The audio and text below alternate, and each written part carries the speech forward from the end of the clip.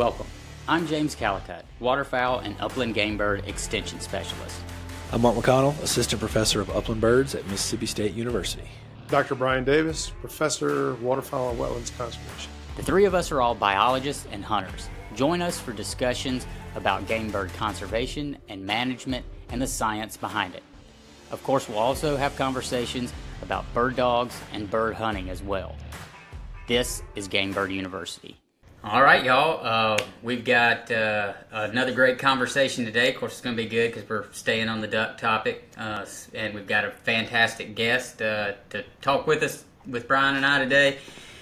Specifically, as far as ducks go, we're going to be talking about duck migration, and we have Dr. Mike Schummer with us, Associate Professor at the State University of New York School of Environmental Science and Forestry, if I got that correct. It's close. It's close. Okay. It's a very painful college name. So yeah, we're affectionately known as ESF, right? James? ESF. So he is the waterfowl and wetlands professor there at ESF, among many other hats that Mike wears as well. But in all of it, he is always doing something revolving around research and ducks, and a lot of that around weather. So Mike has been a good friend and colleagues of Brian and I for a while. Mike, you and I have known each other since 2007, I think. That sounds about right. I mean, it was a couple moons ago, guys. So, yeah, that I was in Mississippi, yeah. But, Mike and I have published together, hunted together for many years. We hunted together last year, if you can call. We hunted. We just weren't successful. Put that in quotation. I just made air quotes for those people just listening and not watching. Yeah. We hunted together. We hunted together. We stood in a wetland together and told stories, pretty much. But no, and some of that research that Mike, you were doing when you were here at Mississippi State, when we overlapped during your time here, was kind of some of the beginning of your long, more than a decade career of researching weather and duck migration. So I can't think of anybody better to join us to talk about ducks and weather than you, and so I'm glad you're here. How are you today? I'm great, guys, and James, I appreciate the intro, and as you noted, I'm kind of obsessed with weather. It goes beyond ducks. I'm just that super weather nerd, and just seems that the natural progression was for it to bleed over into my duck hunting over the years, and trying to figure out mostly how to find out what weather helped me kill more ducks. So thanks for having me on, guys. Appreciate it. Yeah. Well, that's what I want to know too. Is how's the weather going to help me kill more ducks? and probably our listeners, that's what they want to know. But yeah, we're glad to have you here, Mike. And like I said, you've got a really strong background in weather and ducks. And so maybe we can start off the conversation talking about what kind of weather variables really drive duck migration, like key particular things, like say whether it's, most folks probably think about temperature, but there's snowfall and a lot of other things that cause certain species of ducks to move. So maybe we can talk about that and talk about the fact that you do offer a weekly report on this every week on your podcast, the Fowl Weather podcast, and so the only real science-based duck migration report out there. So what are we really looking at as far as weather to elicit duck migration? Yeah, it's fun, James, because if you think about it, we all have talked about that in the blind for years, right? And then when I got to Mississippi State, I do have to credit Rick Kaminsky, who was Brian's predecessor there. And Rick basically said, he kind of gave me carte blanche when I came on as a postdoc and said, hey, what are you interested in? But he also did lean on me a little. He said, hey, we've been low on ducks, because it was like that, 2005 was like a low period for the numbers of mallards in the breeding population, and the weather during that period had gotten mild at the same time. And I feel like we're at this same point now. We were trying to differentiate between, is it just low numbers of ducks and why we're not seeing ducks in Mississippi, or is it weather? So the first thing I did, is the weather nerd I already was, is kind of dug into the literature and said, okay, well, what weather causes, and when I say ducks, we all know I kind of mean mallards, right? We're going to start with that one. So, what kind of weather makes mallards migrate? And it was really surprising that as much as we talk about it, there was no literature out there. No scientific literature that said XYZ is what makes a duck migrate. And so we kind of dug around. I'm like, I don't know, how do we do this? And, I think we went with a really basic concept because we all wanted it digestible for the general public once it came out. It couldn't be like this long algorithm, super complex thing with, I don't know, I'll just throw the word Bayesian in there for that matter, right? For those people that understand like the massive amount of statistics that goes around some of this stuff sometimes. I wanted people to be able, I don't know, nobody reads the newspaper, but at that time they still were. Wanted somebody able to pick the newspaper up and look at the temperature and like the snow that was at any portion of the country and be able to kind of figure out if ducks were migrating or not. And so we went to Missouri and we talked with them because they had some of the best data out there on waterfowl counts over years from their waterfowl conservation areas with the good Missouri model of, pumping tax dollars into conservation. And so they had the capacity to do these surveys. And they also had really good nearby weather stations with accurate data. And so we just paired up that weather data with their waterfowl count data. And it was pretty straightforward. It was like, do you have increasing numbers of ducks, and how much are they increasing at any one time? Or how much would you expect, like tons of ducks in front of your blind? Or are they decreasing? So like in between one day and the next, would you go out there and be like, oh, man, the ducks left, right? And then we paired weather, snow data and temperature data with it. And I will tell you, because we were at a time when a lot of people were speculating about all types of things that might affect duck migration, like moon phases and wind and photoperiod and sunspots. I don't know, like everything. So we looked at what combinations affected duck migration. And we found out that across Missouri, which is really good, from the boot heel, who typically doesn't get snow, all the way to northern Missouri, who does get snow, it gives you that good breakdown too and that good gradient of temperatures. We found that what it best explained increases and decreases in ducks at any one location was how cold was it, how many days in a row had it been, really cold, how much snow, like below freezing really cold, how much snow was on the ground on any given day that would interfere with kind of field feeding by mallards, right, digging around for corn, and then how many days in a row had there been measurable snow on the ground. And that made sense because you're thinking about energy output by a duck, like when it gets cold and snowy, they're spending a lot of energy just to sit there and stay warm, and then the energy input portion is like, hey, did my wetland ice up and I can't reach the food? And even if I can't do that, maybe I can sit on a river. But if I can't sit on a river, if I can sit on a river but I still can't get to food on a cornfield because it's covered in snow, that's really going to make me leave. So, and that's kind of held true. We ran that later on. I'm going to stop talking here in a second, let you ask me another question, but I've been known to be long-winded, James. But, after that we went to Ontario and had a student there look at weather stations all over the Mississippi and Atlantic flyways, not just in areas we count ducks, and not just Missouri, and found that same relationship for mallards, which is truly what we should do in science, which we don't always do, is find an independent data set and then ask the question, did we find the same result? And that's where it gave me real confidence in what we found, is we found almost the same exact relationship, same exact curve, same exact breakpoints of when mallards migrate with that bigger data set. You're right. When you guys began this stuff, there wasn't a whole lot of quantitative stuff, but Belrose always talked about the incremental movements. And it's kind of interesting. It's, even with mallards, there's, as we talk about a lot, there's birds that come early and physiologically don't really have to. Mm-hmm. And then there's just pulses all through the winter. And then there's, what's interesting is some never make it here, right? Like those population of birds on the Missouri River, that. Yep. Bobby Cox. They're like eating fish. They're eating fish, Brian. It's amazing. Yeah. You're more than welcome to go up there and shoot those birds and try to eat those, by the way. I'll feed them to you at the tailgate. Very good. Very good. But it is really neat just within the mallards, just the incremental movements and different behaviors. Some come early, some middle, some late, and some apparently don't at all, so. Yeah, and to speak to that, I mean, I got asked this by our colleague Jake Straub at a wildlife society, a Mississippi Wildlife Society meeting when we first presented this. He's like, do you mean that this threshold thing means there's no more mallards there? I'm like, no, that's not what it means at all. Right. It provides at a broad scale a general movement of these birds, right? And so there's always going to be one-offs, right? But like the thing is, at any specific location, it may not work for you, but at the broad, like where are most of the ducks, it does work. There are definitely birds that just come early.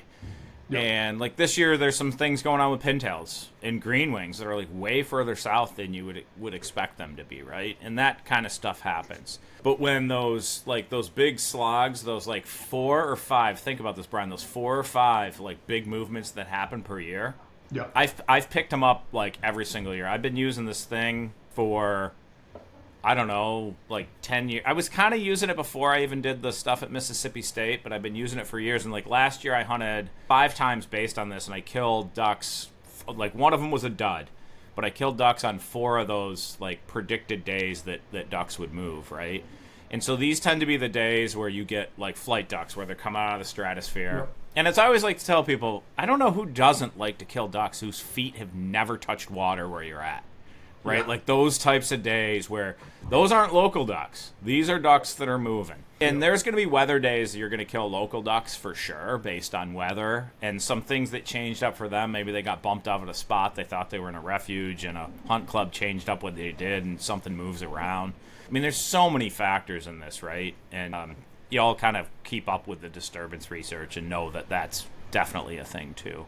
But those, like, if I could find those 4 or 5 days a year when those birds are really coming into my area, oh goodness, those are good. And we shot on average, my wife and I, 5 birds per hunt last year on those 5 days. So it's minus that one cruddy one. So yeah. And that was not my wife's bad shooting. It was my bad shooting that didn't give us 6 birds per hunter. So it was rough a few times. But yeah, it's not an ultimate thing, right? And I think that's what you're getting at, Brian. And that's a very good point, is that there are definitely birds that are moving early, and there's birds that hang late too, for sure, right? That are, somebody asked me the other day, like, well, why is this, if this is a thing, why are there birds in the southern end of the MAV and birds in North Dakota on every single given year, like mallards? And I'm like, just give me a second. Then tell me why there's robins, American robins, that are at my farm in February feeding on wild grapes, and there's ones that were here in the summer that are in Florida, right? Think about this, one thing that makes birds very successful over time is that they're not all the same.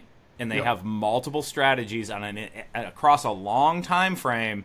There's winners and there's losers, right? And so we might see shifts in those when there's more a group that are bigger winners for a while, which I think we might be in now, where birds are trying to stay north. Like our ducks might be trying to stay north, because why would you go any further south than you have to, right? You're going back north anyway. And it's risky to leave a place that you know to go to a place you don't know, right? That's how you get shot, I think, most of the time. Naive ducks. So I think these things shift kind of through time, but we, 8 years ago, had 2,000 black ducks die on Long Island that just tried to sit it out. And the salt marshes froze, and the freshwater froze, and time ran out for them. It just never thawed. And so these birds make bad decisions. They make bad decisions going too far south when they don't have to, possibly, and taking too many risks. And they make bad decisions when staying north and getting caught in situations which can be detrimental as well. So that's just a great point, Brian, is that like this is about assessing the variation in the population and then trying to capture that portion of it that is definitely moving. So like back in the day when Frank Belrose was trying to teach me something about wood ducks, he told me, and I'll never forget it, he's like, most of these adults are really philopatric, but half of the surviving young will disperse and just go wherever, and he's like, think about that. If everybody went to the same place at the same time, it just probably wouldn't work. And being a disperser, you learn new things and, maybe adapt to new sites, new resources, things like that. So, and the other interesting thing too is, we sort of take mallards for granted, like Anthony always used to say the best thing for mid-continent mallards are warm water reservoirs and cornfields now. Mm-hmm. And they seem to be able to live about anywhere. But, if you think about the resources, there's really no other MAV, right? But at the same time, it's like there's probably no other place like the MAV in terms of hunting pressure. So there's like potential risks and rewards, and it's it's interesting, how birds may evaluate that.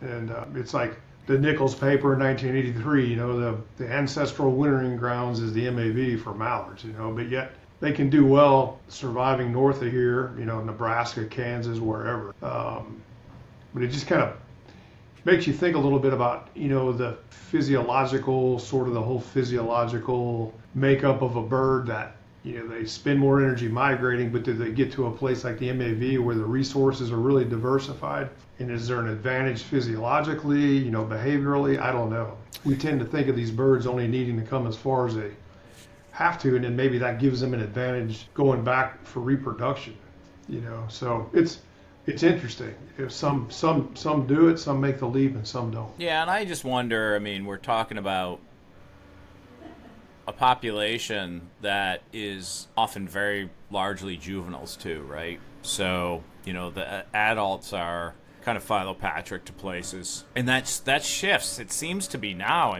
Food resources in Arkansas are down, and they're greater in the north, and those adults are kind of maybe shifting north. And so, this is where, folks should start thinking maybe about how do I attract these birds? Well, some of those juveniles are going to make it there. If adults have developed something new where they're going different places, right, which we've seen lots of different species do over time, then working on attracting those young birds, providing some sanctuary for them to stay alive, and then make them into adults to make new places, or the old places new, let's call it that, right? The old places where ducks used to come, new places for new ducks, and imprint them on them so that that's their focus. That's going to probably, be really important.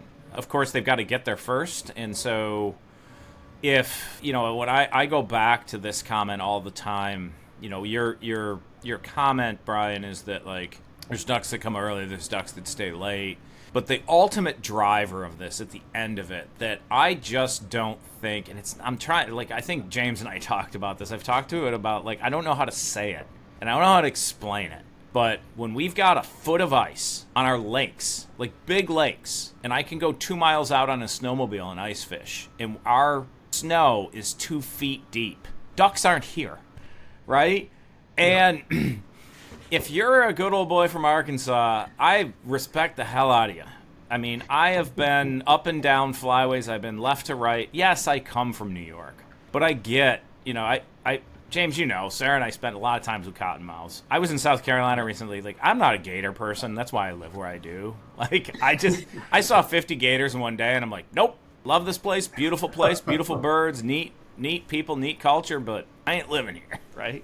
So, but point is in the depth of summer, at the end of August when I'm still 92 degrees and I'm planting my last food plots to get that fall brassica and all that stuff in at the right time, and it's 92 degrees, I can't imagine what I just told you about. My brain can't compute that I'm gonna have to plow my snow halfway across my lawn so that by late February the bucket of my tractor can literally still dump it over the snowbank because it's so big, because we haven't melted in months, right? I live here, and I can't imagine that. So what I always try to get across, I think I can say this till I'm blue in the face. I don't think folks that grew up and have lived at southern latitudes, and no offense, it's not meant to be an offensive comment at all, really understand that doesn't happen anymore on regular occasion. It's happened 2 or 3 years since we've been in this farmhouse for out of our 12 years. Last year was insane. We had pintails all winter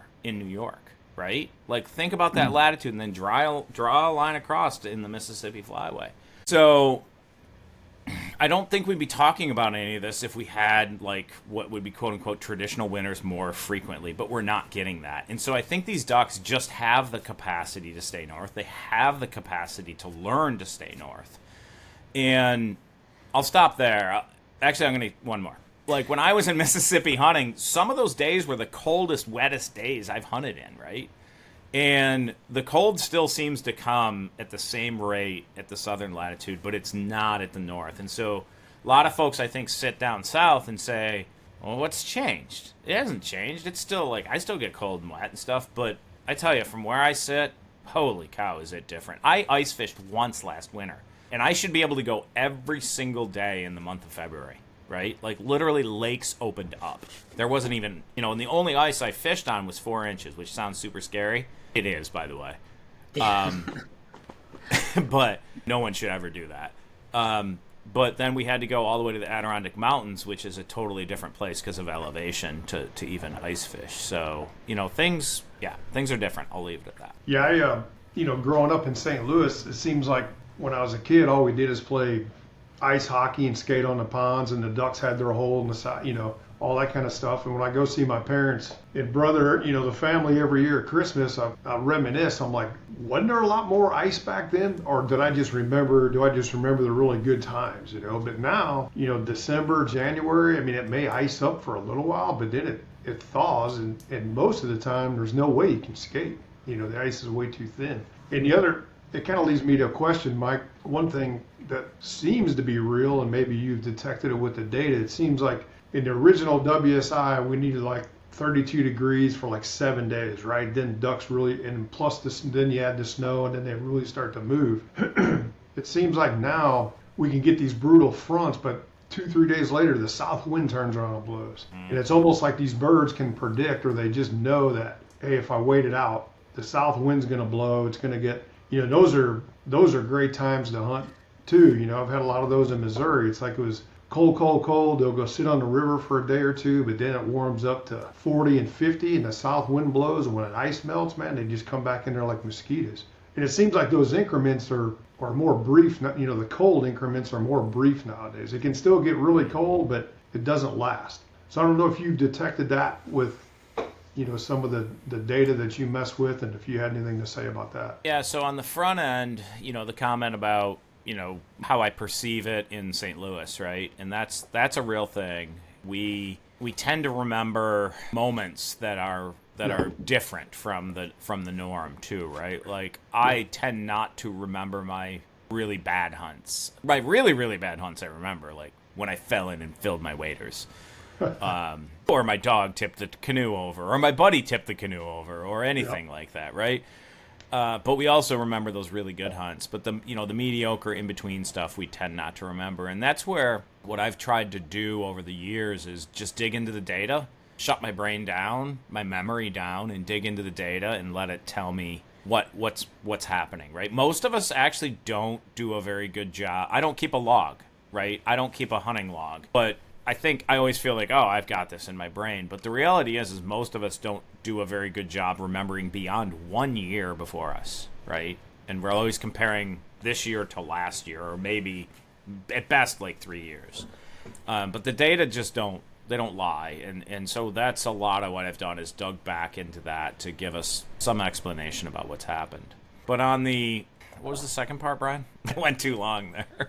Just the increments seem to be shorter, maybe the really cold ones, Yeah, and I think that's linked with the last comment too, and I think this is speculation, right? And I'm going to retract a little on my comment about data, because data only takes you so far with these birds, because you always want to make it into like averages over a certain time period. Yep. But birds don't, you don't react to averages. You don't go out and play baseball or go deer hunting or go duck hunting, or, pull your vehicle into the garage based on averages. You do it based on what's happening right now. And that's what ducks are reacting to. And when we crunch data, we have a very hard time of recreating or understanding those little nuances. So we make it into averages over some period of time. And when you take weather severity over a month alone and average it, you lose a lot of information about what happened with birds. So my speculation, though, from what I've seen over time in watching what birds do, watching weather and looking at my data, and then having to crunch it into a space that doesn't explain everything, is that it really seems like, yes, the time periods where it's cold enough to make birds move has reduced, and they've almost... This is the thing, is if you go generation after generation, maybe they've learned to sit it out. The good thing is if it changes for a period of time, ducks don't live very long, and most of them are juveniles, so they're going to do what's, genetically coded into them, which is fly south. Because, ducks that didn't fly south and come to a benign environment didn't do as well as though. That's why they're migrating, right? Is because they made this decision at some point to do it. Those individuals survived. The ones that decided not to do it died. And so we'd hope that there's this good circadian rhythm, this kind of seasonal thing that makes them move. And I think we still see that for sure. We also see the other side of it where they're very adaptable and they've survived through time, and they do make changes based on weather as well. Yeah, it's one of the things James and I've talked about it before. Of course, we all have because you live down here. It's almost like the top down, bottom up. And I kind of look at, I'm really simplifying it, but the weather, right? Snow, rain, north wind, sort of the top down push, moving birds out. And then the bottom up sort of, I just say that generically, is where are you coming to and what is here? So the food. And what's interesting is, if you think about it, I don't know where we're at nowadays with food because it's been 20 years, since Stafford did his work. Marty did work almost 10 years now in South Louisiana. Of course, they have a ratoon rice system, of course, but it just makes you wonder, if resources, food, cover, or whatever they are, diminish or aren't as good as maybe they once were. There's not as much flooding. Do birds tend to stick it out a little further north because the risk of coming here isn't that great? So it just makes you wonder about, how much food we really have and how do birds exploit that. And what really throws a curveball into that is we take for granted or we think that food's really dispersed and maybe not as abundant as it once was, and yet all these white-fronted geese are here now. Mm-hmm. So it almost tells you, hey, if we were food depauperate, why would all these white fronts be here? Maybe this is the next best place to go. So it's kind of interesting when you think about the food dynamic, and we've got this huge influx of white fronts now, which tells us that there's got to be some food here. But it's fun to think about this, like the top down, the weather, the snow, the sleet, the north wind, the cold, and then if it's so bad they do have to move, and then where do you go? And then what are sort of those bottom up resources when you get there? It's kind of complicated. Brian, yeah, that thinking about the food standpoint too makes me kind of think about another aspect of it. Of course, like we've been kind of related to the other discussion we were just having about, has that those events that that elicit duck migration, are they fewer, or if they are happening about on the same number of them in a year, are they shorter in duration, so birds maybe hanging on longer or whatnot? But obviously, too, there are some birds that are coming on that end that are going to come down even without very severe events. But then once they get here, if we do have, so I can kick myself for it, but I've never taken good records of my harvest over the years, and I've certainly never taken weather information on when I was hunting, when we had flight days, when we had cold pushes. And, and I wish I did, because everybody I talk to that's done it, it's hilarious, because duck hunters have the shortest memory of any other group of hunter that I'm, of all my years of interacting with, being a hunter myself and knowing that I'm that way, but interacting with other hunters too, like, if it didn't happen in the last year, they can't pinpoint when things happen, but because I'm guilty of it myself. But like even I think I was at a flyway meeting one time, and Larry Reynolds, LDWF Louisiana Department of Wildlife Fisheries, was talking about that. He did keep really good records. He thought he had one of his worst seasons ever, and he went back and looked through it, and it was his best one in the last 15 years or something from a harvest perspective. Yep. But anyway, that being said, if those events are shorter or not as often, but some birds are coming to this latitude and coming to the MAV, I wonder if that doesn't take on some of that importance of the composition of what that food is here. So are they going to be more reliant on moist soil? There's not as much need to have a whole lot of hot crop type stuff on the landscape because those weather events that push them to hit that high energy food become as necessary. So maybe birds are reliant more on that. And then, because that's one thing we have an idea of, how much food is across your average moist soil units there would be, but I don't think we have any clue about how many actively managed moist soil units there are, or areas, acres of moist soil across this landscape, at all. So don't know how much we've got, and if they're becoming more reliant on it, what does that mean from the standpoint of joint venture planning or whatever, Just thought that might be, could be something that happens with milder weather too, is it shifts what they really focus on and how we think about provisioning for them. No comments? I was going to leave it to Brian. You guys are the southern. You're the southern folks. I'm the northern boy. Come on.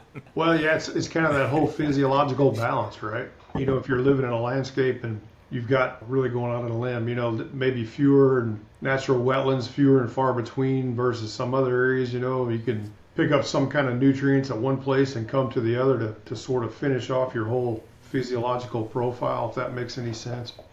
Yeah, Brian, the classic is that, right, these ducks are basically ramping up energy-wise through December, and then they're coasting. James, when I was there, we tried to pluck a pintail and throw it on the grill to roast it, and it was the skinniest thing I ever seen in my life. And I don't think we shot a skinny pintail because it just showed up or because it was in bad health. It's all the fat that it needed to be carrying in the MAV, right? Because, our mallards get corn-fed up north, and they don't, some of them get corn-fed to stay. Most of them get corn-fed to go when they have to go, right? Or in case they have to go. Think about that. It's like bet hedging. Like, I got to get fat in case I got to move when this weather gets bad. I got that energy to make it. But once they get down, I always say, and we've all talked about this, it's like the boot heel. Boot heel south, all bets are off. It's about pressure, where the food's at, where the water is at, because that weather never gets bad enough that duck has to, it's very rare that a duck has to go to coastal Louisiana. I mean, I bet you in that real cold last year, a lot of ducks stuck it out, but I bet you if we looked at the wing bee data, like when you send your wings in, anybody that's ever done that, my bet is that somehow coastal regions started shooting mallards during that week. Like, I bet you it shows up in the bag, and they weren't there before. That everybody keeps saying, when it gets that bad, ducks don't move. And I'm like, I think they do.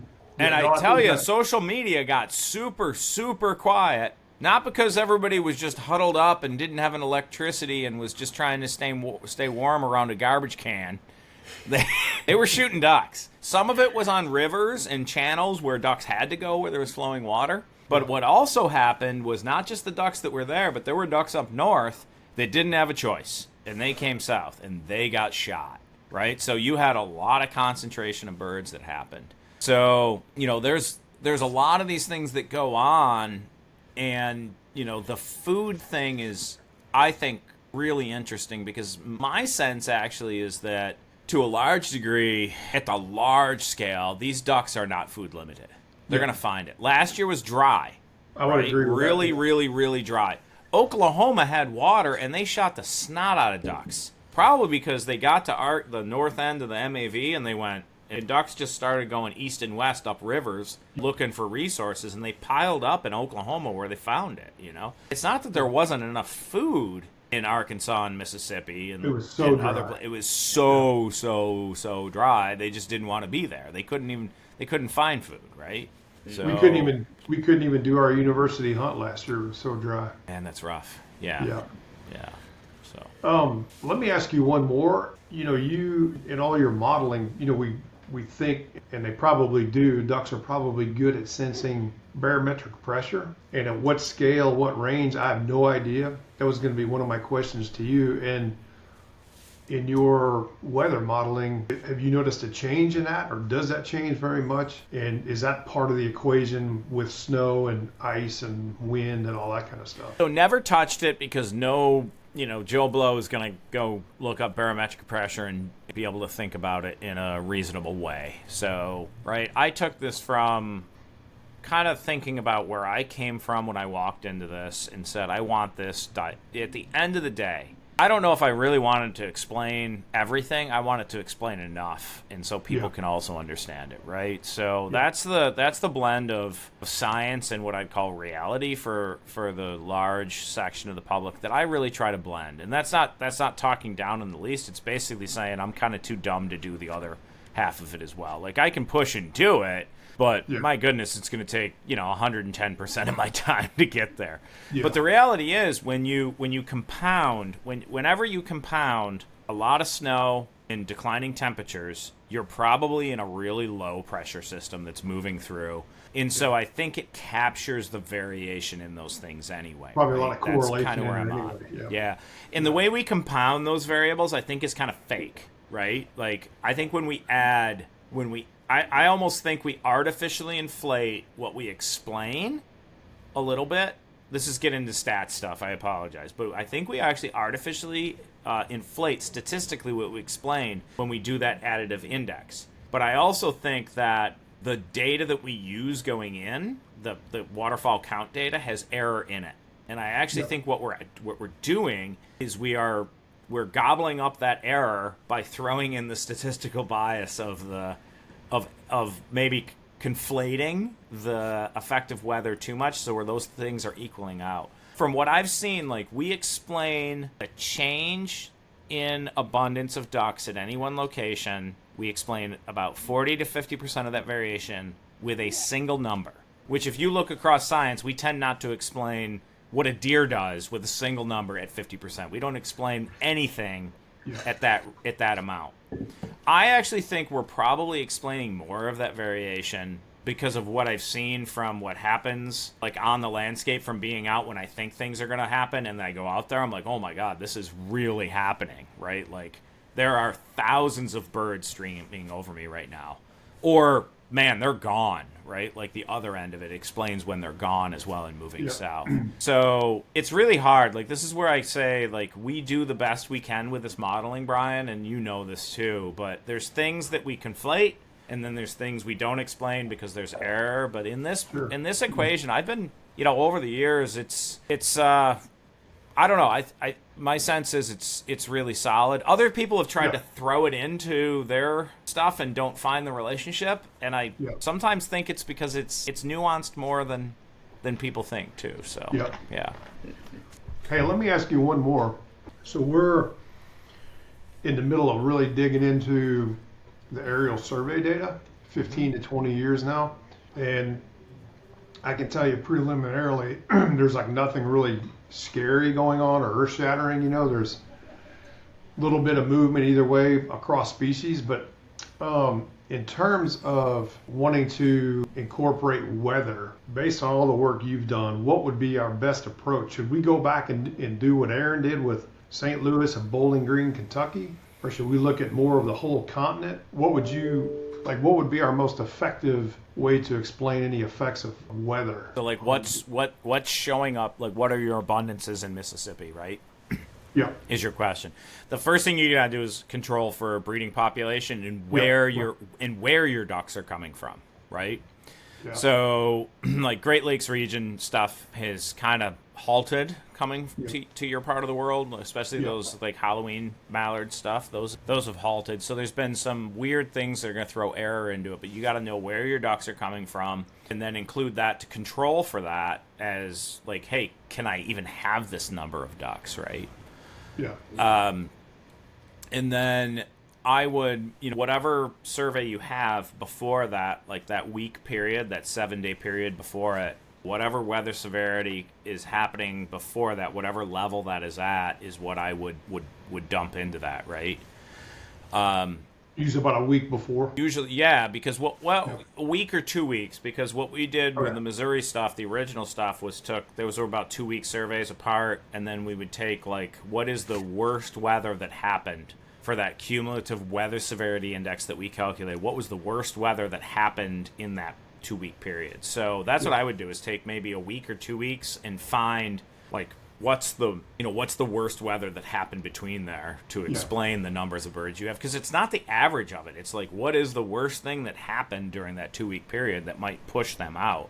Because once they decide to get up and go, they're going somewhere, and they're probably coming towards you. So that's what you got to. Go ahead. Sorry. No, I was going to say, I mean, when you see the bird, it's already there, so it was there at some X amount of time before you saw it for whatever reason, right? So you obviously don't want to use the same day of the survey, but I wasn't sure, how far back to go and then at what scale, maybe.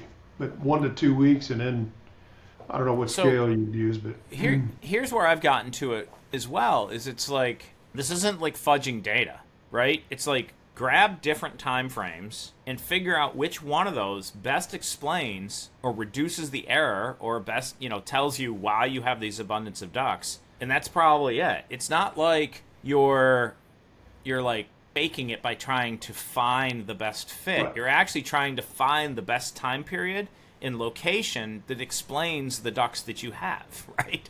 Yeah. Because it's not like we're not sure if weather affects if ducks show up in Mississippi. Like we know that that's a thing, right? So what you're trying to do then is find spatially and temporally what best explains that abundance of ducks, so that then in the future you could model that out and say, hey, this is probably going to predict the type of duck migration and the numbers of ducks you're going to have in the future, right? So I think somebody who's a statistician could probably flip that and say, hey, Dr. Mike, you're fudging this stuff. But to me, it really looks like a way to gather the most information and then explain that. I mean, you can't go way down a rabbit hole to cram it into a tiny space with all kinds of weather variables. But if you take those broad variables at different scales, over space across the U.S. and Canada and time, and try to figure out which one best explains that. That's what I would do. Yeah. And I don't think we've ever done that. That takes a lot of effort. I've just done things at the gross scale that explain what's going on, with the idea that it's probably explaining more of that variation because we never dug down deep enough into how it all physically works. And Mike, you mentioned the Halloween mallards. I'm sure that's something all of our listeners are really interested on, as they depend on those birds, in the first few weeks of the waterfowl season, until we get some actual weather that pushes more birds down. I know that's one group of birds that folks always ask me about and are always interested in, where are we going to start seeing fewer of those, showing up? How weather dependent are those birds? What pushes those birds down? Where do those birds come from? And so, get back to our question earlier about this just being kind of, there's a range within mallards, the ones that show up, those birds like that show up in, I've seen them as middle of October, here in Mississippi on some of our early flooded WMAs and refuges and private lands and such. And then you got the other extreme, the ones hanging out in North Dakota as long as they can until snow covers up food. So with those birds, I guess, one, do you have any kind of information where those birds really are coming from? And secondly, because last year was a bad year to use as an example for anything, because nothing, all the birds, even the ones that typically go to the Gulf Coast and everything else and blow through here at the same time as the Halloween mallards, as the hunters call them, they were all just like, not doing it. Not doing it. Not gonna do it. So, last year was a bad example for that, but, to what degree does weather, or is it some other factors that, would be impacting those birds showing up here? Because, like I said, our hunters heavily rely on shooting those mallards when they're here. So how many hours do we have to talk about game farm mallards? Maybe this is a whole nother podcast. I think it is.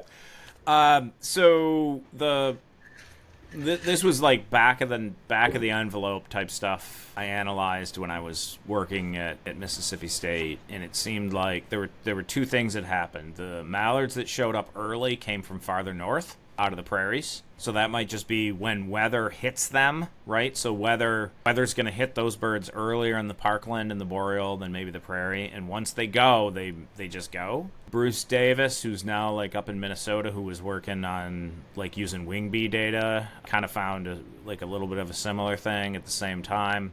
But then hill country around Starkville, those birds are coming to a greater degree out of the Great Lakes region, the ones that don't go all the way to the MAV. And that, that population has seen from their east a very strong change in the genetic constitution of those birds. And we reported on the Fowl Weather podcast recently about Ben Lukanen's work, and I just gave a talk in South Carolina that detailed that all of their change in harvest can't be explained by weather, right? That 68% of South Carolina's mallard harvest is coming from states that have a substantial contribution of game farm genes. And what Ben Lukanen, who just finished his dissertation, fine kid, a very, duck hunter, very, very fine waterfowl researcher, comes from a lineage of folks that work in the waterfowl world.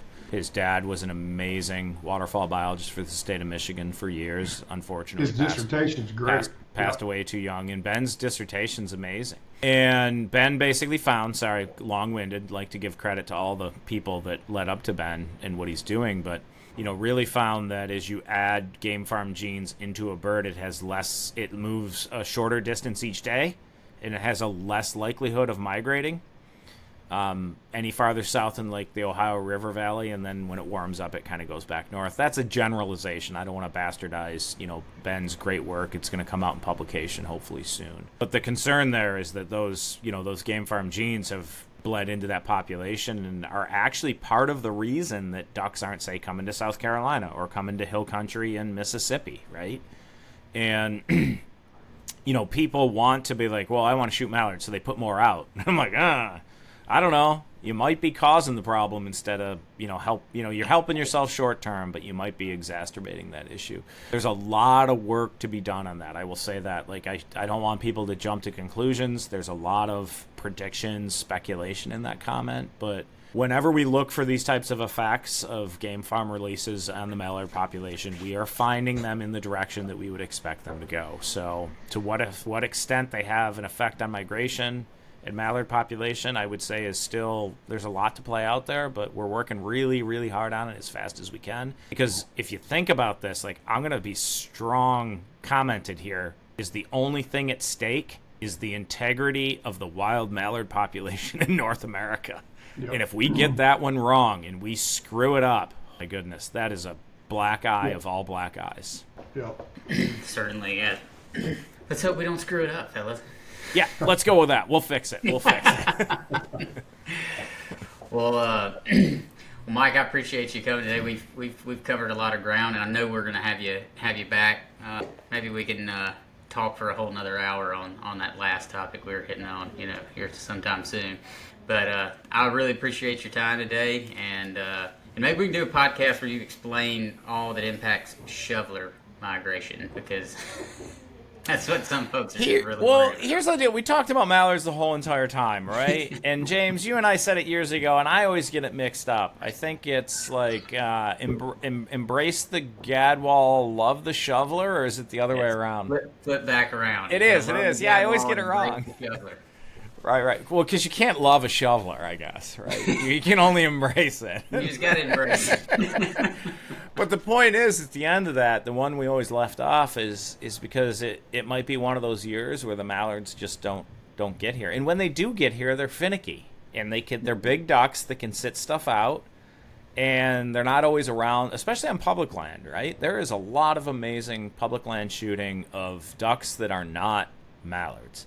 Yeah. And James, you and I can attest over lots of grilled birds, kebabs, and other things that they eat perfectly fine. If your measure is whether that you can eat them or not, they eat well. So that's not it. It's not. I don't know. I'm kind of a greenhead purist. I apologize. I was almost ready to say it's not all about greenheads, but everybody has greenheads. I tell you, opening day last year here in New York, we shot 9 different species between 2 guys. Right, 2 guys. We shot 9 species and we shot 12 ducks, and it was a guy I went to college with. I've always only been able to hunt with a few times since, and it was one of the best hunts of my life. And we shot 2 mallards out of all of that. So it's not all greenheads, James. You're right. Gadwall and shovelers deserve the love too. So everybody deserves a little love,